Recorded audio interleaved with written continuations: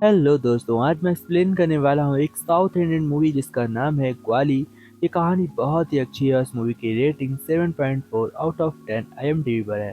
तो दोस्तों, कहानी स्टार्ट होती है और कहानी के स्टार्ट में हमें दिखाया जाता है तीन नशेड़ी दोस्तों को। ये तीनों एक साथ होते हैं और हमेशा एक साथ ही नशा करते हैं। नशे की हालत में ये अपने घर पहुंचते हैं, जहां पर ये देखते हैं कि इनकी वाइफ आपस में झगड़ रही हैं, जिसकी वजह से तीनों को बहुत गुस्सा आता है। अभी चौराहे पर वह अपनी पत्नियों को बहुत ज़्यादा मारते हैं। इसके बाद वह उन्हें जाने के लिए बोलते हैं। तभी वहाँ पर एक लेडी आती है जो कि इस गांव की टीचर थी। ये बहुत ही अच्छी लेडी थी। इस औरत का नाम माधुरी होता है। तभी हम देखते हैं माधुरी की एक छोटी बेटी है जिसका नाम गुड़िया है और यह बोल नहीं सकती। तभी उसका पति आता है जिसका नाम ग्वाली होता है, जो कि मूवी का नाम भी है। तभी गुड़िया अपने पापा से शिकायत करती है कि माँ को आज बाहर नशेड़ियों ने बहुत ज्यादा परेशान किया है। वो झगड़ा सुलझाने के लिए गई थी, लेकिन उसी बीच नशेड़ियों ने आकर माँ को बहुत डांटा। यह सुनकर ग्वाली माधुरी से कहता है कि तुम्हें इन सब मामलों में नहीं पड़ना चाहिए।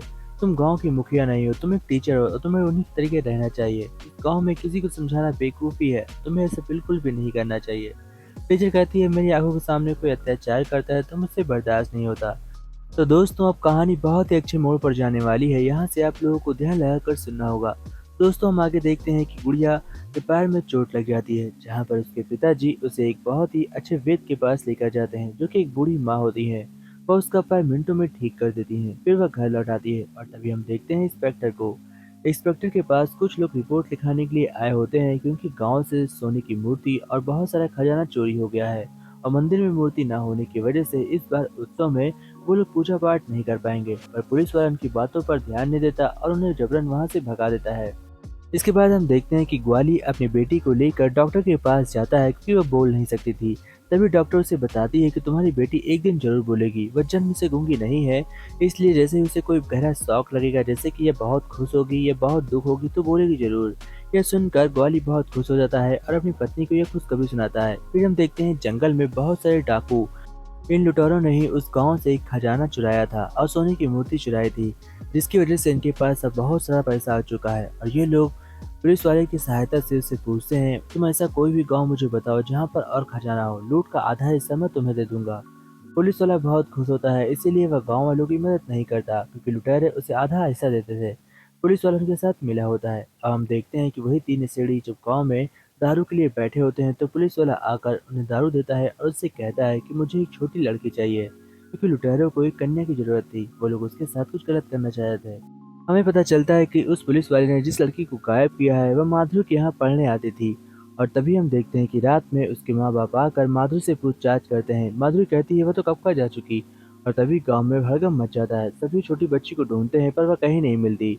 तभी वो लोग पुलिस वाले के पास जाकर रिपोर्ट लिखाते हैं। इंस्पेक्टर घर आता है और माधुरी को बहुत ज्यादा डांटता है। माधुरी की खूबसूरती देखकर इंस्पेक्टर का मन फिसल जाता है। अब वह माधुरी के खिलाफ गंदे विचार ले आता है और वह उसके साथ कुछ गलत करने की कोशिश करने लगता है।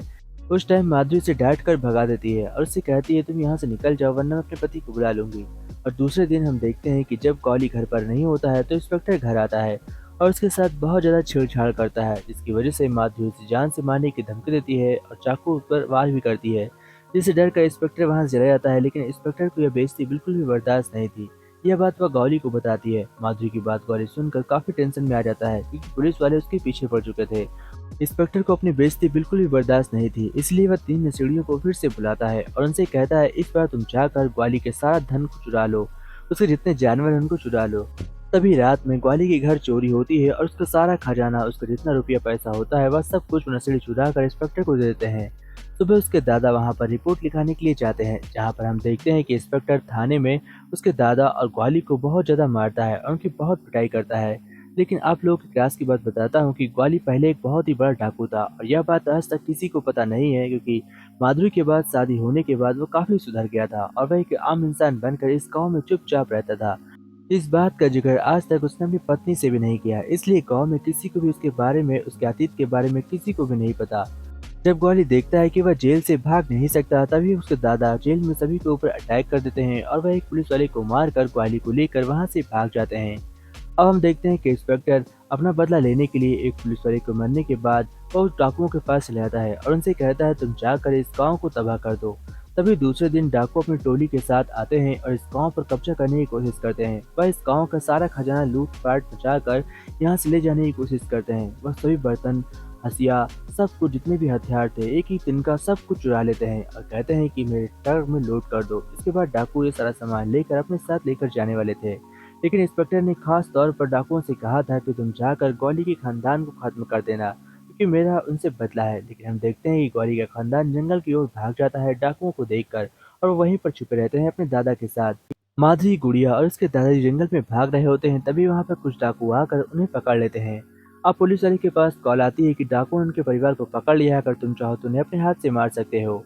अब यह सब देखकर उसे बिल्कुल भी बर्दाश्त नहीं होता। जो जिसका नाम ले रहा था यानी कि गौरी को, गौली अपने असली रूप में आता है और वह डाकुओं की तरह फिर से एक हथियार उठा लेता है। जिस हथियार को उसने छोड़ा था वह उसे फिर से उठा लेता है, क्योंकि उसके परिवार की जान खतरे में थी और उसका गांव बर्बाद हो रहा था। वह हथियार उठाकर एक एक डाकुओं को गांव से मारना शुरू करता है और सभी को मारते हुए लगातार आगे बढ़ रहा था। जैसे ही डाकुओं के सरदार को पता चलता है कि वह कोई आम आदमी नहीं बल्कि एक पुराना डाकू है, वह घबरा जाता है और अपने लोगों को लेकर वहां से भागने लगता है। वह उसके परिवार को छोड़ देता है, लेकिन इंस्पेक्टर को यह बात बिल्कुल भी बर्दाश्त नहीं थी कि उसका परिवार सुरक्षित रहे, इसलिए वह कुल्हाड़ी लेकर उसके परिवार को मारने के लिए निकल पड़ता है। इधर ग्वाली सभी डाकुओं को मार रहा था और उनका नरसंहार कर रहा था, और इधर हम देखते हैं कि इंस्पेक्टर उसके परिवार को बहुत ही तेजी से ढूंढ रहा था। अंत फाइट में हम देखते हैं कि सरदार और ग्वाली दोनों आमने सामने होते हैं। दोनों में फाइट होती है, लेकिन बहुत ही आसानी से ग्वाली उस सरदार को मारकर उस पूरी गैंग का जड़ से सफाया कर देता है। लेकिन अंत में इंस्पेक्टर उसके परिवार तक पहुंच जाता है और उसके दादा के सहित माधुरी को भी एक चाकू मार देता है। यह बात जैसे ही उसको पता चलती है तो वहाँ से ग्वाली फौरन दौड़ता हुआ आता है और कुल्हाड़ी फेंक कर इंस्पेक्टर को मारता है। और अंत में ग्वाली जैसे ही अपने असली रूप में आता है, वो डाकू वाले रूप में, इंस्पेक्टर देखकर उसे घबरा जाता है और उससे माफी मांगता है, लेकिन ग्वाली उसका सर काट कर उसका अंत कर देता है। लेकिन वह अपनी पत्नी को नहीं बचा पाता। हम देखते हैं कि उसकी पत्नी की वहीं पर फौरन डेथ हो जाती है। लेकिन इस बड़े सदमे से उसकी बेटी बोलने लगती है और यह बात खुशी की थी। इसी के साथ मूवी एंड होती है। तो टेक केयर फ्रेंड्स, जय हिंद फ्रेंड्स, बाय बाय फ्रेंड्स।